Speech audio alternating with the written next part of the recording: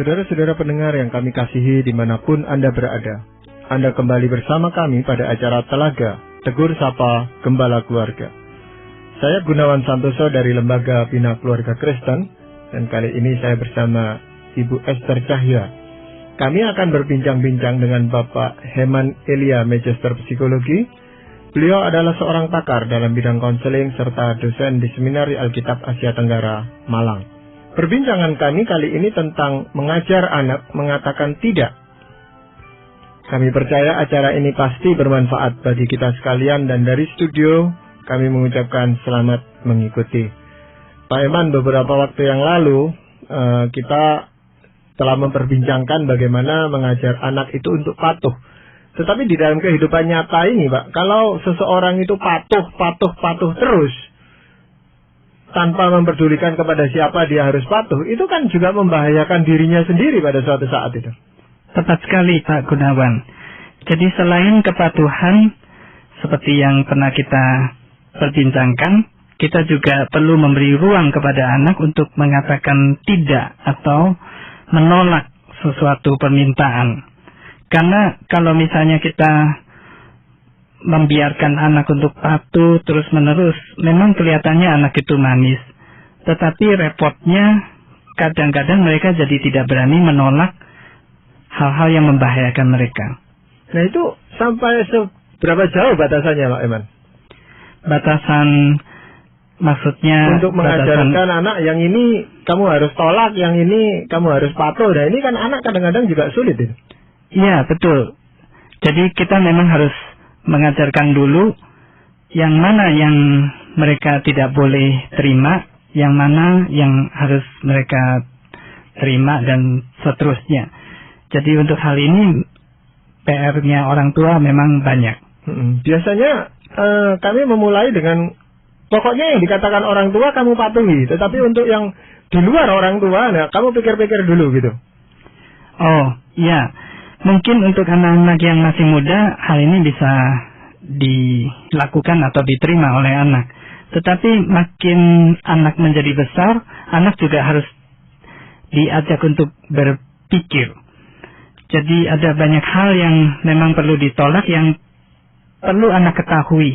Salah satunya misalnya eksperimen seks di luar nikah misalnya, lalu pornografi, judi, minum-minuman keras, menggunakan narkoba, dan sebagainya. Ini hal-hal yang sangat berbahaya yang menjadi masalah besar bagi anak-anak generasi sekarang. Apakah memang kita menunggu usia-usia tertentu untuk mengajarkan ini, atau lebih dini lebih baik? Menurut Pak Heman bagaimana, Pak? Saya kira untuk misalnya mereka mengatakan tidak, itu kita perlu ajarkan sejak dini. Tetapi bukan itu saja. Jadi misalnya hal-hal yang sudah boleh mereka ketahui, misalnya tentang seks dan sebagainya, termasuk minum-minuman keras dan sebagainya, itu sejauh usia perkenalan mereka, kita perlu juga memberitahukan apa yang tidak baik, apa yang tidak boleh dilakukan, dan seterusnya. Dan kalau misalnya ada orang melakukan seperti ini kepada kamu, memegang bagian ini pada kamu, tolong kamu beritahukan segera kepada papa dan mama misalnya, karena itu perbuatan yang tidak baik. Dan kamu harus lawan, misalnya kamu mengatakan enggak mau, dan sebagainya, dengan keras kepada orang itu. Jadi anak-anak itu sejak dari kecil, meskipun mereka belum tahu tentang seks yang di dalam arti yang sebenarnya, paling tidak mereka tahu bahwa hal-hal tertentu yang dilakukan orang dewasa atau orang lain temannya itu membahayakan mereka dan harus mereka tolak. Iya, saat yang paling tepat saya rasa itu saat anak ini mulai berinteraksi dengan orang di luar rumah itu, Pak. Jadi misalnya dia sudah mulai bermain-main di luar, di jalan, atau bahkan kalau sudah mulai masuk sekolah gitu. Betul. Jadi misalnya aja dijemput gitu. Kan kadang-kadang ada orang yang nggak kenal yang menjemput dengan tujuan menculik dan sebagainya. Jadi anak itu sudah dipersiapkan. Kalau nggak kenal siapapun yang ngajak kamu dirayu atau mau diberi hadiah, kamu harus bilang tidak. Jadi sejak anak mulai berinteraksi dengan orang-orang di luar rumah. Ya, persis sekali. Ini contoh yang baik sekali. Jadi anak diajarkan tentang bahaya apa yang mereka perlu hindari. Ya, jadi selain tadi yang Pak Iman katakan, masalah-masalah seksual dan sebagainya, itu apa ada hal-hal yang lain, Pak? Hal-hal yang lain misalnya tentang narkoba. Nah, ini memang masalah yang cukup mengerikan. Memang tidak sepenuhnya kita bisa sungguh-sungguh mencegah secara total. Tetapi paling tidak kita bisa mengajarkan anak jangan sembarangan menerima pemberian, misalnya permen dan sebagainya begitu. Atau misalnya ada promosi makanan apa dan sebagainya. Mereka tidak boleh menerima, terutama yang gratisan. Atau kalau mau membeli pun mereka perlu tanya dulu kepada orang tua apakah ini boleh atau tidak. Nah, kalau ada orang-orang yang menawarkan sesuatu kepada mereka, yang apalagi dari orang yang tidak dikenal, mereka harus berani menolaknya. Ini yang perlu kita ajarkan kepada mereka antara lain. Ya, berarti orang tua itu harus memberikan bimbingan kepada anak atau anak-anak mereka tentang bagaimana mengatakan tidak ini kepada pihak-pihak yang mau merugikan dia gitu. Tetapi bagaimana pola pembimbingan itu sendiri? Selain tadi yang sudah disebutkan, kita memberitahukan dan memberikan pengetahuan tentang kehati-hatian dan tentang bahaya di sekitar kita, soal kriminalitas, soal seks, soal narkoba dan sebagainya, sesuai dengan batas usia mereka. Kita juga perlu memberitahukan cara bagaimana menolak permintaan, antara lain misalnya menolak terus langsung pergi. Salah satu contohnya kita misalnya bisa mengatakan seperti ini. Kalau misalnya anak kita pernah diajak untuk bolos sekolah dan mereka cerita, lalu kita berikan cara. Kamu lain kali kalau diajak begitu, kamu boleh bilang begini, sorry, saya ini lagi ada pelajaran yang belum jelas dan saya mau tanya sama guru. Yuk ikutan yuk. Jadi setelah mengatakan sorry, mereka langsung pergi. Jangan terus-terusan berada di situ. Karena kalau berada di situ dan tidak langsung pergi, biasanya tekanan itu akan makin lama makin besar.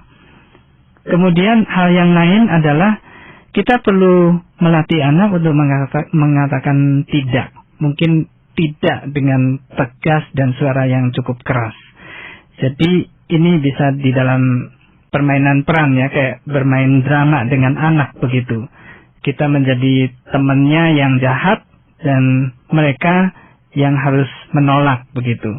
Nah, ini memang harus dimulai dari sejak anak yang masih muda. Karena kalau mereka sudah mencapai usia remaja, mereka tentu malu melakukan ini. Kemudian hal berikutnya adalah mereka diajarkan untuk menghindarkan diri dari situasi-situasi yang bisa membuat mereka serba salah. Jadi kalau mereka sudah tahu ada kelompok-kelompok tertentu yang kurang baik, ya kita suruh mereka jangan dekat-dekat dengan mereka, dengan kelompok itu. Karena kalau mereka sudah dekat, sudah masuk ke kelompok itu, mereka susah untuk keluar lagi. Nah, ini kita perlu beritahukan kepada mereka, minta mereka langsung pergi. Dan mungkin juga yang berguna adalah membantu anak mempunyai banyak kegiatan dan teman yang sehat. Misalnya, mengikut sertakan mereka dengan kegiatan gerejani, supaya mereka bisa ikut klub olahraga yang baik, sanggar seni, dan sebagainya. Jadi memang pilihan teman-teman itu juga memang berpengaruh besar, Pak ya, untuk mereka bisa berkata tidak ya? Betul sekali, karena teman-teman ini, kalau teman-teman yang jahat bisa membuat tekanan sehingga lama-kelamaan mereka susah untuk mengatakan tidak. Sedangkan kalau teman-teman yang baik memperkuat mereka dan membantu mereka, mendukung mereka untuk mengatakan tidak kepada kelompok yang jahat. Tapi kadang-kadang bisa jadi menimbulkan konflik yang lebih besar nggak Pak Heman? Misalnya karena dia dibesarkan dalam lingkungan yang baik-baik begitu. Di keluarga yang baik, tetangga-tetangga yang baik, karena maksud terkontrol gitu ya, karena kita tahu. Lalu juga teman-teman sekolahnya baik. Tetapi semakin besar anak kan semakin luas ya pergaulannya ya. Lalu sampai pada usia tertentu baru dia seperti terbuka matanya melihat, wah ternyata ada yang tidak baik begitu. Sementara dia sebelumnya baik jadi nggak terlatih. Iya, bisa jadi begitu. Karena itu kita sebagai orang tua juga kalau bisa mempunyai hubungan yang baik dengan anak, supaya kita bisa segera tahu apa yang mereka alami. Biasanya anak-anak yang baik, yang dekat dengan orang tua akan bisa cerita dengan bebas apa saja yang dia alami.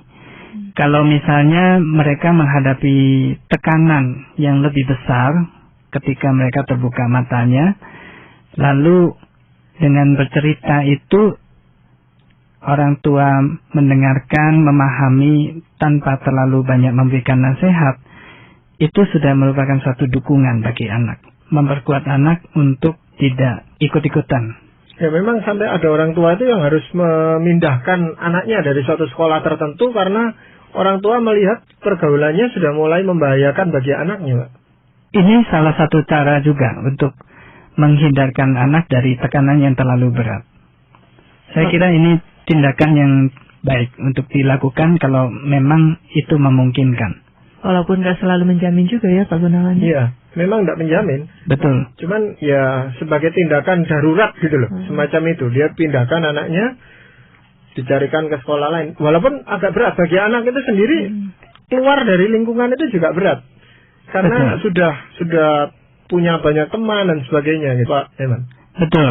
Tetapi kita juga boleh melihat dengan satu kacamata yang positif juga. Kadangkala meskipun anak ini hidup di lingkungan itu, justru dia tumbuh kemandiriannya dan kekuatannya untuk menolak, bahkan mungkin mempengaruhi teman-temannya ke arah yang baik. Iya. Ada kekhawatiran juga di dalam diri orang tua itu ketika mengajarkan anaknya untuk berkata tidak. Itu orang tua ini masih khawatir, jangan-jangan nanti anak ini berani melawan dia sebagai orang tua gitu. Kan jadi senjata makan tuan ini nanti. Iya.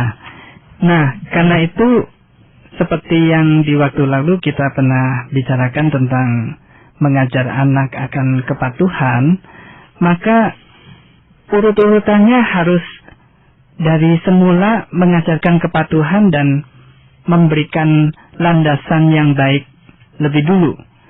Selain itu kita perlu memberikan landasan pengetahuan moral yang baik kepada anak di dalam Tuhan. Jadi mengajar anak tentang firman Tuhan sedari mereka masih kecil, masih muda. Jadi mereka bisa membedakan mana yang baik, mana yang tidak. Nah, setelah itu, setelah anak patuh dan anak mempunyai ketulusan, lalu kita ajarkan anak untuk mengatakan tidak, untuk melawan yang tidak baik. Pada saat seperti itu, anak sudah bisa memilih, melakukan pilihan. Anak tumbuh di dalam dirinya rasa tanggung jawab dan kemandirian. Jadi, kalau itu urutan itu yang dipakai, maka biasanya orang tua masih mempunyai otoritas kepada anak, dan anak akan bisa memilih mana yang dia harus patuhi, mana yang dia harus tolak. Ya, itu bagaimana mengajarkannya Pak Eman, supaya anak itu bisa mengatakan tidak secara tepat dan mengatakan ya juga pada tempatnya gitu. Pertama-tama kita perlu mengajarkan kepada mereka apa yang Tuhan sukai dan apa yang tidak berkenan di hati Tuhan. Nah, dan berikutnya adalah mengusahakan supaya anak mempunyai kebanggaan diri dan identitas diri yang kuat.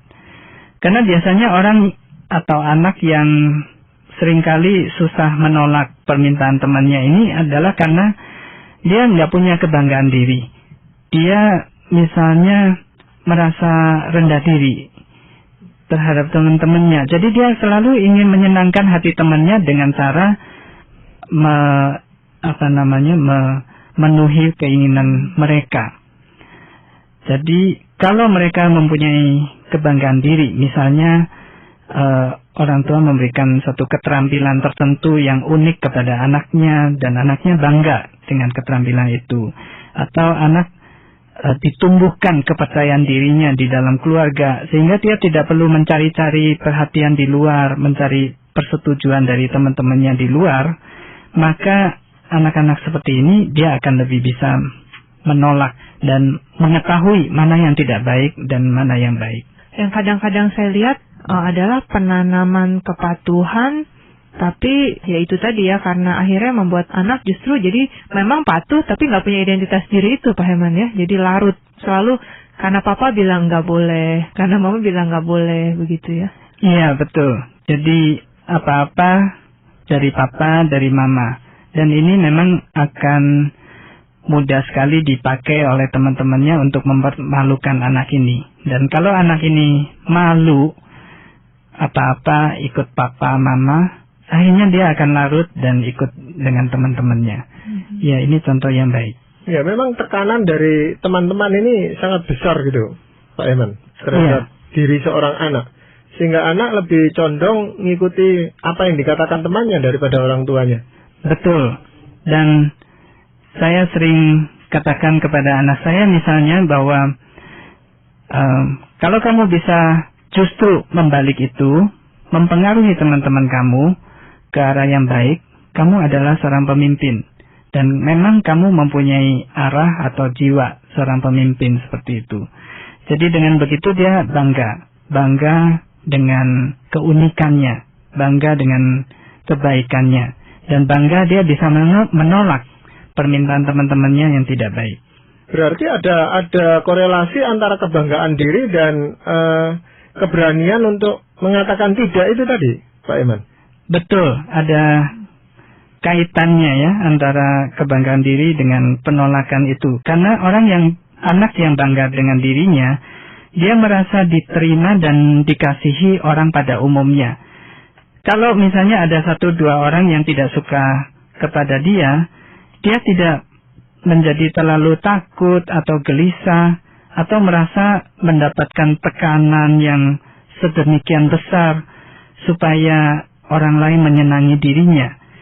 Dia sendiri sudah merasa puas dengan dirinya, merasa cukup senang dengan keadaan dirinya. Jadi dia tidak perlu lagi ikut-ikutan dengan teman-temannya, apalagi misalnya diajak pacaran, terus diajak hubungan seks dan sebagainya, karena dia merasa tubuh saya ini berharga. Buat apa saya mengorbankan diri dan mengikuti ajakan teman saya dan sebagainya. Jadi dasarnya ya itu ya, untuk anak bisa mengatakan tidak dengan tegas. Tadi kan di awal Pak Herman katakan salah satunya adalah justru diajar untuk mengatakan tidak dengan tegas dan keras gitu ya. Iya. Jadi harus punya kebanggaan terhadap dirinya, Pak Herman. Betul, itu landasannya. Okay. Masalahnya ini saya mencoba membayangkan mungkin ada orang tua yang mulai tegang nih karena membayangkan harus mengajarkan anak berkata tidak, karena ini kan berkaitan dengan ego orang tua juga, Pak Herman ya. Misalnya orang tua mengatakan sesuatu lalu anak bilang tidak gitu. Ini kan biasanya orang tua bisa kayaknya disepelekan gitu. Padahal kadang-kadang bukankah ini bagian dari proses belajar anak begitu? Iya, betul. Dan ini biasanya yang ya terus terang saya sebagai orang tua juga bisa spontan bereaksi. Misalnya ada rasa nggak enak, dan saya bisa membayangkan kebanyakan kita bisa tersinggung ya kalau anak ternyata menolak permintaan kita. Tetapi mungkin saja ini memang tahapannya dan kita perlu menumbuhkan suasana yang lebih demokratis. Setelah anak menjadi atau anak sudah bisa taat kepada kita. Jadi secara perlahan orang tua juga perlu menyesuaikan diri, belajar menerima bantahan anak tanpa menjadi marah, dan kemudian mengalihkan. Jadi bukan dengan kemarahan tetapi dengan diskusi, dengan dialog. Sehingga dengan pembicaraan-pembicaraan seperti itu ada, misalnya kita bisa berdebat tanpa harus merusak relasi antara orang tua dan anak. Dan anak tetap bisa menghargai kita. Nah ini dia nih. Saya membayangkan karena kalau misalnya kita sebagai orang tua dibesarkan dalam suasana keluarga yang nggak boleh bantah gitu ya kan, kebanyakan saya rasa para pendengar pun akan kebanyakan punya latar belakang yang seperti itu. Jadi orang tua mengatakan A ya kita harus A. Sementara sekarang kita justru diperlakukan kita bilang A, anak bilang B Pak ya. Iya betul. Jadi memang ini suatu hal yang berbeda dengan kebiasaan kita. Dan memang ada masalah tentu ya. Tidak sedemikian mudah. Sebagaimana yang sudah dibicarakan di waktu lalu tentang kepatuhan, jadi memang kita perlu memilih mana yang lebih prinsip, mana yang anak perlu patuh, mana yang tidak perlu, dan mereka boleh punya pendirian sendiri. Kalau mereka misalnya mengatakan tidak, nah kita coba diam sebentar dan coba kita lihat dulu kenapa mereka ngomong seperti itu. Kalau perlu ajak anak ini bicara. Biasanya anak yang sudah pernah diajarkan tentang ketaatan, mereka akan merespon kalau kita ngomong dengan mereka secara baik-baik. Terutama kalau kita mendekati mereka dan menyentuh perasaan mereka. Memang yang perlu tahu itu justru kenapa anak itu justru mengatakan tidak pada saat kita menyuruhkan sesuatu atau meminta sesuatu kepadanya, Pak Iman. Ya, dan saya temukan juga ketika saya lebih sabar dan mau mendengarkan anak, ternyata seringkali anak punya alasan yang cukup kuat dan bisa diterima. Dan saya harus akui cukup sering saya yang salah karena terlalu memaksa anak. Ya, memang itu bagian yang proses belajar ini bukan dalam diri anak saja, tetapi kita sebagai orang tua juga belajar memahami kenapa anak suatu saat itu mengatakan tidak kepada kita gitu. Betul, saya setuju sekali itu Pak Gunawan. Iya. Lalu bagaimana itu kalau orang tua yang perlu memperhatikan anaknya yang mempermalukan diri gitu Pak Iman. Anak yang mempermalukan diri. Iya. Nah, anak yang mempermalukan dirinya biasanya karena mereka kurang akan kebanggaan diri. Dan kenapa mereka bisa kurang bangga dengan diri sendiri? Karena apapun yang mereka kerjakan jarang mendapat pengakuan, penghargaan, baik dari orang tua, teman-teman maupun gurunya. Jadi memang yang pertama-tama kita harus berikan kepada anak adalah penghargaan bahwa mereka itu unik, bahwa mereka mempunyai sesuatu yang sungguh berbeda dengan orang yang lain. Kita bagaimanapun kita harus temukan dan kita bisa temukan itu keunikan dari setiap anak dan kita memberikan dukungan kepada mereka. Selain itu yang juga perlu kita perhatikan adalah hubungan yang baik antara orang tua, sesama orang tua dan orang tua dengan anak. Artinya begini, kalau kita mempunyai dua hal ini, kita bisa menghargai anak, kita bisa mempunyai hubungan yang baik dengan anak, maka anak biasanya tidak akan memandang dirinya secara negatif. Dan mereka tidak akan terbiasa dengan mempermalukan diri mereka sendiri. Ya, memang perlu memberitahukan kepada anak ini apa resikonya kalau dia mengatakan tidak. Jadi kita sudah memberitahukan dia memang segala sesuatu yang diputuskan itu akan membawa suatu risiko, Pak Iman. Iya. Juga terhadap teman-temannya atau orang lain itu pasti ada risiko. Misalnya tadi mau diajak hubungan seks di luar nikah, dia mengatakan tidak, kemungkinannya risikonya adalah putus pacaran ini kan. Iya. Jadi kita sebagai orang tua jauh-jauh hari sudah memberitahukan ini berisiko mengatakan tidak ini, tetapi itu bisa diterima oleh anak. Iya, ini poin yang baik sekali.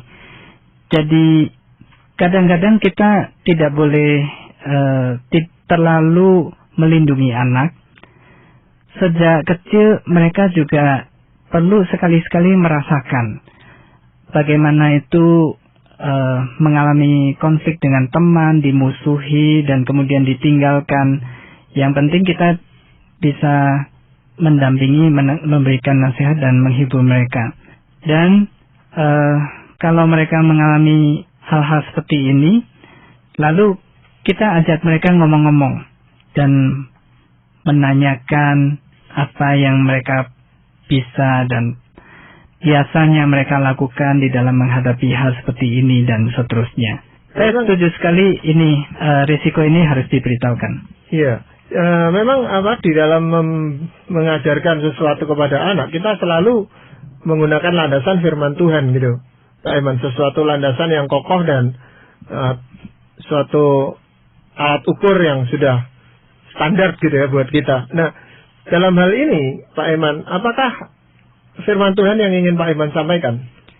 Saya ingin membacakan dari Mazmur 1 ayat 1 sampai 2. Berbahagialah orang yang tidak berjalan menurut nasihat orang fasik, yang tidak berdiri di jalan orang berdosa, dan yang tidak duduk dalam kumpulan pencemooh. Tetapi yang kesukaannya ialah Taurat Tuhan, dan yang merenungkan Taurat itu siang dan malam. Kiranya orang tua bersama dengan anak juga boleh membaca dan siapa tahu boleh menghafal ayat ini menjadi pegangan di dalam kehidupan mendidik anak dan membesarkan anak. Ya, terima kasih Pak Iman untuk perbincangan ini. Bu Esther juga banyak terima kasih. Saudara-saudara pendengar, kami mengucapkan banyak terima kasih bahwa Anda telah mengikuti perbincangan kami dengan Bapak Heman Elia, Magister Psikologi dalam acara Telaga Tegur Sapa Gembala Keluarga. Kami baru saja berbincang-bincang tentang mengajar anak mengatakan tidak. Bagi Anda yang berminat untuk mengetahui lebih lanjut mengenai acara ini, kami persilakan Anda menghubungi kami lewat surat. Alamatkan surat Anda ke Lembaga Bina Keluarga Kristen atau LBKK, Jalan Cimanuk 58, Malang. Anda juga dapat menggunakan email dengan alamat telaga@indo.net.id. Kami mengundang Anda juga untuk mengunjungi situs kami di www.telaga.org. Saran-saran, pertanyaan, serta tanggapan Anda sangat kami nantikan. Akhirnya dari studio kami mengucapkan banyak terima kasih atas perhatian Anda dan sampai jumpa pada acara Telaga yang